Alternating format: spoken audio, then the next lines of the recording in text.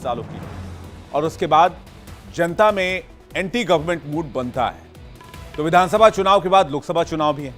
शायद यही वजह है कि बीजेपी इन चुनाव में पूरी तरह से गंभीर है। चुनाव को लेकर नए नए प्रयोग और प्लान कर रही है। मोदी का बाबा और उनके मंत्रियों पर भरोसा, और इसके साथ ही दूसरे नंबर पर उनका गृह राज्य गुजरात है, जहां के मंत्री एमपी के 45 सीटों की मॉनिटरिंग कर रहे हैं। गुजरात के मंत्रियों विधायकों को कमलनाथ के गढ़ छिंदवाड़ा की जिम्मेदारी दी गई है। यानी मोदी जानते हैं कि अभी से फील्डिंग कस दी गई तो मध्य प्रदेश में जीत की फुल गारंटी है। हालांकि आखिरी जो फैसला है वो जनता के हाथों में होता है, और देखना है कि इस बार मध्य प्रदेश की जनता किसके शासन पर मुहर लगाती है। लेकिन मध्य प्रदेश में जहां चुनाव है तो बिहार में जाति जनगणना की रिपोर्ट आ गई, और मैंने आपसे वादा किया था कि जाति जनगणना को लेकर पूरी डिटेल में आपके सामने रखूंगा, क्योंकि इस रिपोर्ट का एक एक आंकड़ा मेरे पास मौजूद है। लेकिन सवाल यह कि जाति में बांटो और वोट की फसल काटो, क्या यही टेक्निक है? क्या यही वोट पॉलिटिक्स है? मैं क्यों कह रहा हूं, इसके पीछे की वजह आपको बताऊंगा। दरअसल बिहार सरकार ने जातिगत जनगणना के आंकड़े जारी कर दिए हैं, जो 2024 के चुनाव के लिहाज से नीतीश सरकार बहुत अहम मान रही है। जाहिर सी बात है कि आगे जो लड़ाई होगी उसमें जाति का मुद्दा जमकर गूंजने वाला है। महिला आरक्षण में भी आपने देखा होगा, जब सदन से यह बिल पास कराया जा रहा था तो विपक्ष के तमाम दलों ने कहा था कि इस बिल में एससी, एसटी और ओबीसी का प्रावधान होना चाहिए। वही वाला स्टेटमेंट अब जातिगत आरक्षण को लेकर भी सामने आ रहा है। इसके अलावा सबसे अहम एमवाई फैक्टर की जंग जो अब तक चल रही थी उसे भी जोर शोर से उठाया जाएगा। लबोलुआब यह है कि जातिगत जनगणना ने 2024 के समर की रूपरेखा तय कर दी है। क्या ऐसा माना जाए? और नेता लोगों के कुछ जाति में बांटकर क्या अपनी पॉलिटिक्स आगे बढ़ाना चाहते हैं? क्या ऐसा माना जाए? और जातिगत जनगणना उसी पर आधारित है? आइए खंगालते हैं। बिहार सरकार जातिगत जनगणना जारी कर अपनी पीठ थपथपा रही है। आज बिहार के अपर मुख्य सचिव मीडिया के सामने आए और बिहार का कास्ट फैक्टर सामने रखा। सुनिए। अन्य में हमारे 82,836 हैं। जो हमारा जेंडर रेशियो है, लिंग अनुपात है, वो 1000 पुरुष पे 953 महिलाएं पाई गई हैं।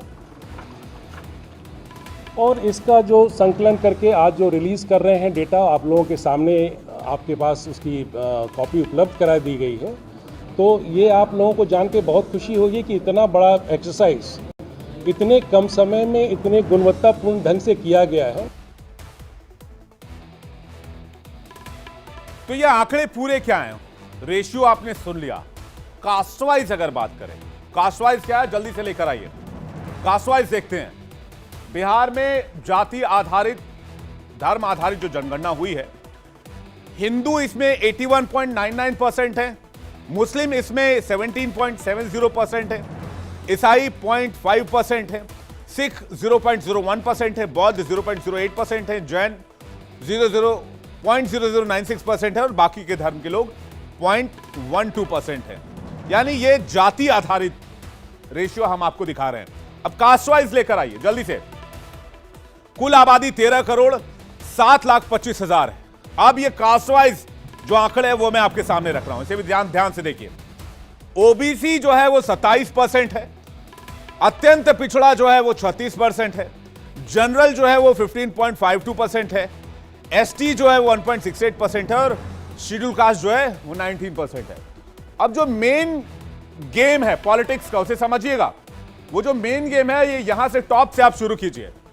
नंबर 1, नंबर 2 और number 3, number 4। SC, ST, OBC और अत्यंत पिछड़ा को आप मिला दें तो ये परसेंटेज जो है 36 प्लस आप इसमें जोड़ दें 27, तो ये हो गया 56 और 7 यानी कि 63। इसमें आप जोड़ दें फिर 20, 83 का ये टोटल लगभग अप्रॉक्स निकलता है। अब आप समझिए कि इस वोट बैंक पर अगर नजर है जनरल को छोड़कर, तो ये मामला किस तरह से एससी, एसटी और ओबीसी के इर्द गिर्द चला जाता है, और यही कार्ड खेलने की कोशिश की जा रही है। जबकि केंद्र में जब से नरेंद्र मोदी की सरकार बनी है, तब से ओबीसी ये और एससी, एसटी मेनली केंद्र के वोटिंग में बीजेपी के साथ नजर आई है। ज्यादातर आंकड़ों पर अगर गौर करेंगे तो इसलिए बीजेपी की सरकार, एनडीए की सरकार प्रचंड बहुमत में केंद्र में चुनकर आती रही है और इसी वोट बैंक को तोड़ने की पूरी लड़ाई है। एक लाइन की बात तो ये हुई। तो जातिगत आंकड़े जारी कर बिहार सरकार अपनी पीठ थपथपा रही है। रीजन मैंने आपको बता दिया। इस पर नीतीश कुमार क्या कह रहे हैं, बिहार के मुख्यमंत्री, वहां के मंत्री तेजस्वी यादव क्या कह रहे हैं, अब वो भी आपको सुनवाते हैं। आबादी के अनुसार आरक्षण बढ़ेगा, आप कहिएगा वो उचित नहीं है। कल हम सबके सामने जो रिपोर्ट आई है ये प्रेजेंटेशन हो जाएगा और इस बार जो स्थिति है उसके आधार पर जो भी आगे बढ़ाना है काम करना होगा उसके बारे में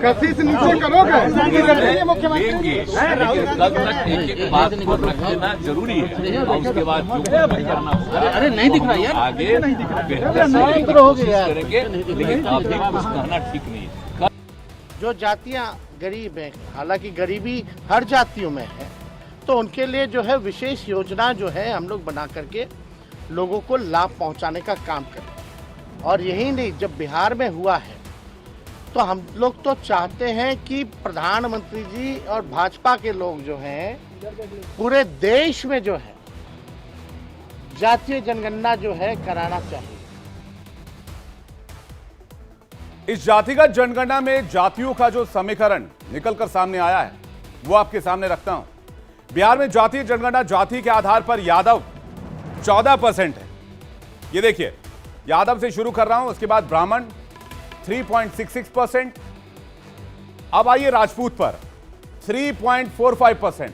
इसके बाद आइए कुर्मी पर, कुर्मी 2.87%, भूमियार 2.86% और इसके साथ साथ मुसहर जो जाति है वो लगभग 3% के आसपास है। तो ये है डिटेल जाति के आधार पर। ये मैंने आपको बताया कि किस तरह से अलग अलग जातियों के लोग जो बिहार में जातिगत जनगणना हुई है, जाति आधारित जनगणना हुई है, उनका ये रेशियो है। अब इसको समझने की कोशिश कीजिए। इसमें सबसे अहम फैक्टर जो है वो MY फैक्टर है, जिसे लेकर सियासी गलियारों में खूब चर्चा हो रही है। बिहार में नीतीश की सहयोगी पार्टी आरजेडी की सियासत भी इसी MY के इर्द गिर्द घूमती है। M का मतलब होता है मुस्लिम और Y का मतलब होता है यादव वोट बैंक। और MY की गणित क्या है वो भी आपको बताता हूं, फिर आपको पूरी कहानी जो है वो समझ में आएगी।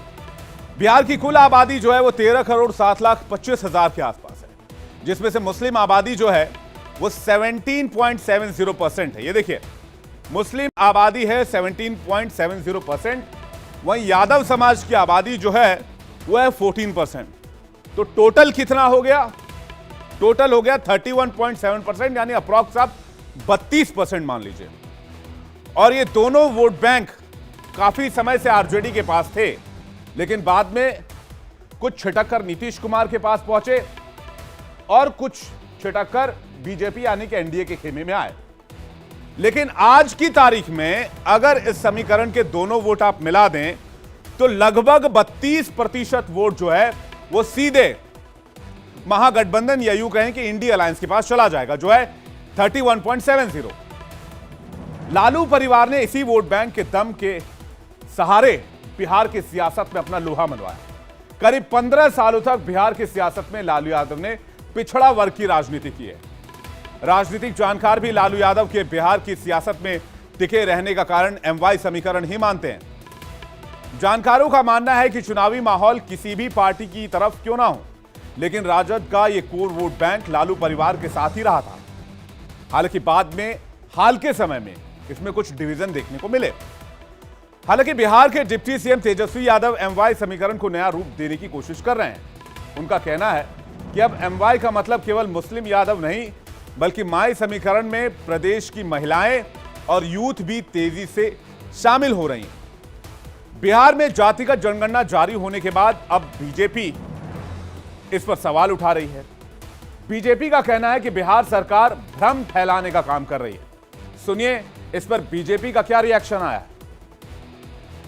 जातीय जनगणना बिहार की जनता में, गरीबों में भ्रम फैलाने के सिवा कुछ नहीं है।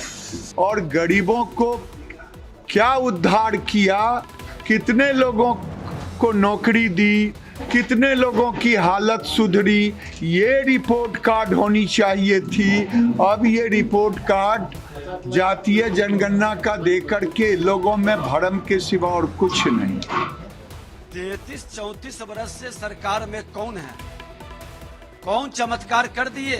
मिश्रा का बेटा ही तो बिहार का मुख्यमंत्री है। 33 वर्ष से कितना उत्थान हुआ, बिहार का कितना कल्याण हुआ, और चुनाव के समय में ये कौन अब चमत्कार करेंगे? ये हर समाज का लोग समझता है, और बिहार के लोगों के विकास का मानसिकता इनके पास नहीं है। न विजन है, न नीयत है, न नीति है। नीतीश कुमार की सरकार को बार बार मैं कह रहा था कि तुरंत रिपोर्ट जारी करो, और ये आधा अधूरा रिपोर्ट है। अभी आर्थिक रूप से, सामाजिक रूप से जो पिछड़े वर्ग हैं, उसका तो रिपोर्ट ही नहीं आया। अभी सिर्फ जातियों की गणना नीतीश कुमार जी ने बताया है, वो किस मैकेनिज्म से किए हैं, वो सारे रिपोर्ट हम लोग लेंगे, तब फिर इस पर विस्तृत बयान भारतीय जनता पार्टी देगी। बीजेपी के नेता इस रिपोर्ट को भ्रम बता रहे हैं, तो जेडीयू और इंडिया गठबंधन नेताओं का दावा है कि मास्टर स्ट्रोक साबित होगा। एक सवाल यह भी है कि आखिर इंडिया गठबंधन का ओबीसी प्रेम अचानक क्यों जाग गया? दरअसल सूत्रों की जानकारी से मुझे जो पता चला है उसमें यह कि इस अलायंस के नेताओं का मानना है कि जातिगत जनगणना से बीजेपी के हिंदुत्व और राष्ट्रवाद के मुकाबले धारदार हथियार तैनात होंगे। उसके पीछे लालू प्रसाद यादव को मास्टरमाइंड माना जा रहा है। इंडिया अलायंस की मुंबई मीटिंग में समाजवादी पार्टी, आरजेडी और जेडीयू ने जातिगत जनगणना के मुद्दे को प्रस्ताव बनाया था, लेकिन मीटिंग में मौजूद तृणमूल कांग्रेस ने इस पर आपत्ति जाहिर की थी। इस मीटिंग में राहुल गांधी, सोनिया गांधी और मल्लिकार्जुन खड़गे भी थे।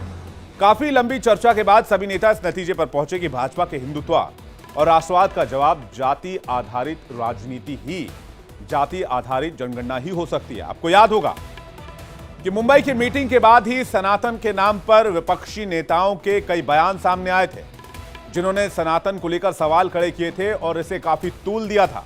और उसके बाद से ही जाति आधारित जनगणना की मांग को लेकर तरह तरह के बयान भी सामने आते रहे। यानी एक बात होता है कि 24 के एजेंडे में विपक्षी तर्कश में ये दोनों मुद्दे हैं। हालांकि इस मीटिंग के बाद दिल्ली में शरद पवार के आवास पर इंडी अलायंस के कोर कमेटी की बैठक हुई, जिसमें ओबीसी वोटरों को विपक्ष के पाले में लाने की रणनीति बनाई गई। इसके बाद राहुल गांधी ने लालू यादव से मुलाकात की। कांग्रेस से जाति जनगणना और ओबीसी के आरक्षण के मुद्दे को लपक लिया। 1989 के बाद से कांग्रेस से ओबीसी वोट बैंक छिटकने लगा और पार्टी का प्रदर्शन लगातार कमजोर होने लगा।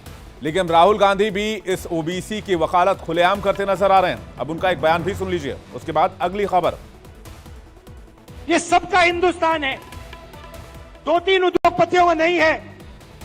इसीलिए हमारा पहला काम कास्ट सेंसस होगा, और जैसे ही हमारी सरकार आएगी हम देश को बता देंगे इस देश में कितने ओबीसी हैं, कौन से कितने जात की आबादी है।